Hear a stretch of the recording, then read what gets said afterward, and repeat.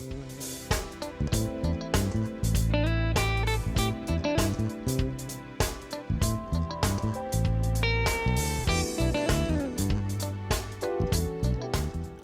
I'm Kenny Anderson, Director of Multicultural Affairs for the City of Huntsville, and welcome to Impact. Each week we bring you information about exciting things that are happening right here in our community, and today will be no different.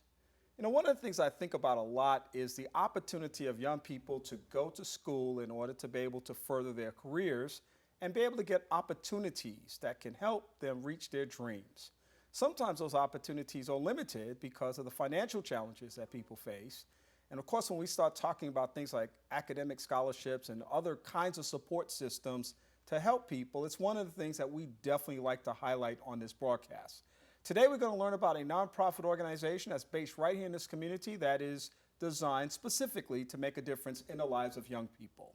Angela Hawke is the Executive Director of the Rocket City Scholarship Granting Organization. Welcome to the broadcast. Thank you, Kenny. It's good to have you here today, and I know you're going to tell us all about this great opportunity that you're providing for people in our community.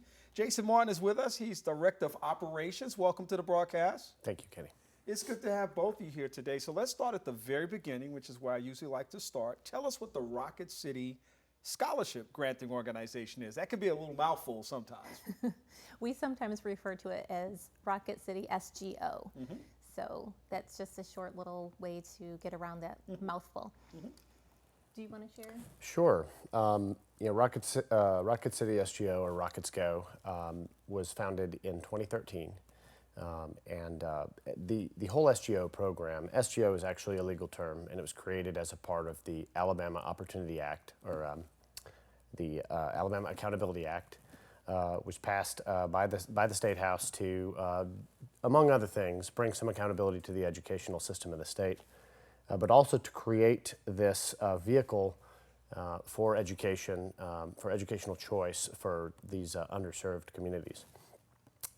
So what we do as an SGO is taxpayers are able to direct a portion of their taxable income to our organization or another SGO in the state, and that donation is able to be applied to a scholarship for a child to attend a private school, or maybe another public school that has a magnet program or something that is a non-free educational option for that child. Yeah. So as a part of the Accountability Act that did come about, tell me how do you leverage that in Huntsville? How does this group leverage that? Who's sitting down talking and saying this is something we want to go after, something we want to do, implement? How does that process take place? Well, I guess in our case, I can't speak for other organizations. I know when the law first passed, there was more than one in Huntsville, although I believe at this time we are the only one still operating. In our case, there were several of us who were volunteering in a local organization that does assist low-income families in an educational environment. And when the law passed, it became obvious to us right away that there was an opportunity to apply this particular program to serve the same students we were already working with.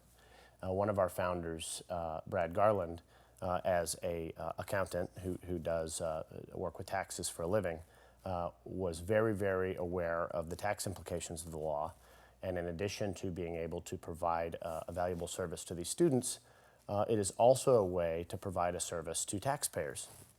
So it very quickly led us to connect the dots, and we were able to basically provide a service to taxpayers and to families all at the same time. Yeah. So a fairly comprehensive opportunity that would provide these educational opportunities for people to be able to benefit from. So how have things been going since 2013? Really well, actually. Things were kind of slow at first, in part because the law was very controversial, and in particular parts of it that were not related to the SGO program. But there was a lot of uncertainty early on as to whether or not the law would really survive. In 2015, the law withstood a severe challenge in the courts, and then it was amended during the congressional session that followed. And it came out of it even stronger than before. And so during that period of time, we went from having 11 scholarships in the first year to 35 scholarships last year to now this year we have 135 scholarships. Wow, it's explosive growth. Absolutely, and we're very hopeful that we can grow to over 200 coming into this next year. And so these are scholarships for individual students to attend a private school in this community. And all of our students and all of our families and the schools are here in the Tennessee Valley. Yeah. So what kind of response are you getting from the parents that who have kids who are benefiting from this program? I just spoke with a mother over the weekend who was telling me about her two children who were having difficulty with not keeping up with their education, but actually exceeding. And she needed something that was tailor-made just for her children. And she cannot say enough about how Rocket City Scholarship has helped her children get that tailored education where her children are at today. Yeah. Also, I had the privilege of speaking with another mother whose child is dyslexic. And just a few years ago, you may have heard about Green Gate, which opened here in Huntsville, specializes in dyslexia. And so her child is a recipient of our scholarship, as is, I think, 4 or 5 other students that go to Green Gate. Yeah. So generally, you're saying that the response has been overwhelmingly positive.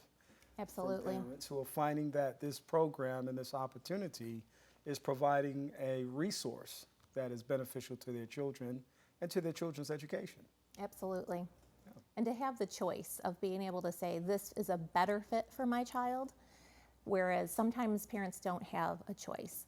So it's just tailor-made for each child's skill set and the way that they learn. Mm-hmm. Have you received any, I know that the accountability law was tested a couple of years ago and survived that process. Here we are in 2016, moving into a new year in 2017. Have you had other challenges with regards to just the management of this fund locally, or the response of people in the community who have felt perhaps that this has been something that has created challenges for them? We have, as an organization, we have not encountered a whole lot of obstacles as a result of that opposition. We do know that there are elements in the community that there are very strong opinions. Our perspective has been one where we try very much to work with the public school system in the area to make sure that we are not pushing families away from a public school system that might actually be in their best interests. We think of Rockets Go as an opportunity that isn't necessarily going to provide the best opportunity for everyone. In all cases, you're seeing now in Alabama, we have charter schools that are starting they're legal and they're starting to gain a footing in various communities. So we kind of look at public schools and charter schools and sort of this kind of alternative method for funding private school as just sort of 3 legs in the same stool. We think educational choice is really about letting the parents figure out what educational environment best suits their family. And for a lot of families, the private school education is not really a very good option. Perhaps they don't have transportation, or perhaps their children need special assistance that's not available for many of the private schools in town. So, for us, we really try to work with the families directly to make sure that we help them understand what options they have. And in many cases, if maybe the public school system is the best option for them, it is not about one form of school being really better than any other as a whole. We are very, very confident that providing that choice to a parent is going to result in the best individual outcome. So tell me what the process is. You have this Rocket City Scholarship granting organization, and you offer scholarships to students. How does that process begin? Where does it start? And just kind of walk me through the process. Oftentimes, a parent will be at one of our partner schools. So we have 14 partner schools right now, which have to be accredited through the state. And when they meet with their director at that school, they may bring up the issue of having a difficulty paying for the tuition. The schools often will come back to us or direct that parent to us to look into, is this an option for their child? And then going through the process of getting qualified. Once they're qualified, then we're just kind of all in partnership together. Okay. And then I guess I'm trying to get from, I heard about this group, which is kind of why we are having the show today, but then how do I benefit from it? How do my kids benefit from it as a parent? Well, there are several ways. We work with a lot of organizations in town that already partner with the communities that I think can benefit the most. We definitely work with them to make sure that they help us identify the right families. And really, this last year we did a few things that worked very well. And we held parent education events where we basically invite parents, families in the community. We announce it on the newspaper. We also announce it on the website. We try to get the word out through whatever means we can. But basically any family that has any interest whatsoever just needs to visit our website or speak with the principals or the admissions officials at any of the private schools in town that we work with. And truthfully, we work with any school in town that is approved by the state and that has expressed willingness to work in the program. For many schools, I think that they have, for various reasons, declined to participate in the program. But if the school does participate in the program, and any parent can call a school that they might be interested in sending their child to and ask them more about how to apply. You can also find out more on our website, which is www.rockets or rocketsgo.com. So rocketsgo.com or .org. And how simple or difficult, this is probably perspective, is the application process from start to finish? Well, we have really worked hard to try to make it as easy as possible, and we have actually made sure that it's a bilingual process so that in the event that a family speaks Spanish, we have a Spanish version of the application, and we have Spanish-speaking translators who are able to assist in the process. The application itself is just a couple of pages long. The most difficult part is probably that to be able to verify income eligibility, you will have to provide tax transcripts or other documentation to verify income. But as long as you qualify from an income perspective, and as long as you are eligible to attend public school in Alabama, then you can qualify. And so the main thing is, if this is something of interest, to contact the school that you're interested in sending your children to and make sure that you find out how to get accepted. You do have to get accepted into the school before you can apply. And so once the child is accepted and then the paperwork is filled out, it's a very simple process. But we have never been able to fully satisfy demand. So it's very important that any parents who are interested in this program contact us early and make sure they start this ball rolling as soon as they can. Yeah. We begin accepting applications in, I believe it will be February this year. Okay. And so it's very important that parents are prepared for that deadline. Right, and then from start to finish, about what kind of time frame, if I applied, when would I know a decision? So this is actually very interesting, and if your child happens to be zoned for a school that is listed at the Department of Education as a failing school, and the criteria for that are well defined, but the list changes every single year.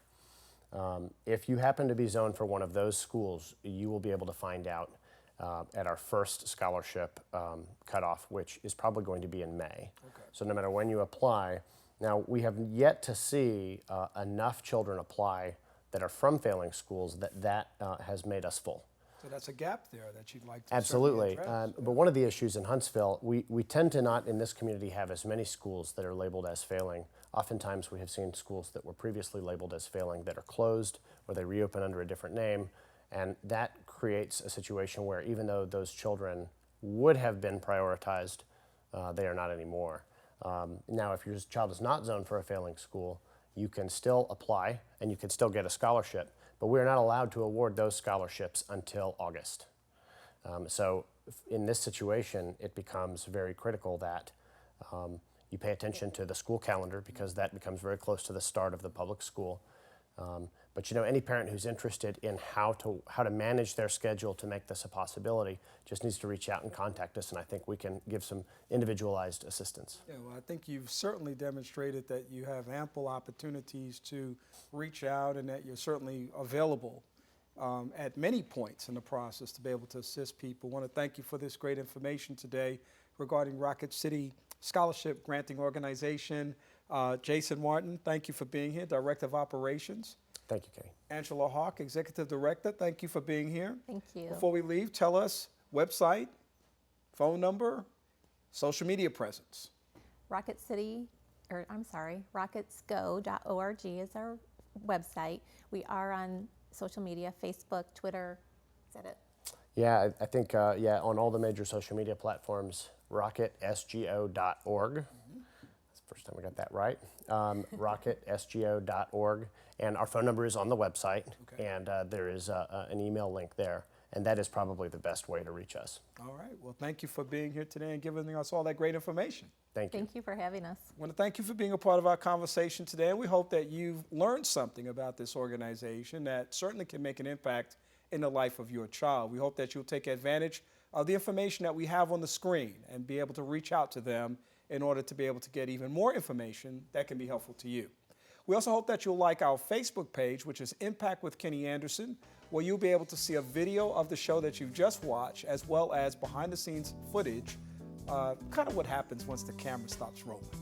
We hope that you have a great day, and we'll see you on our next edition of the broadcast. For Impact with Kenny Anderson, I'm Kenny Anderson.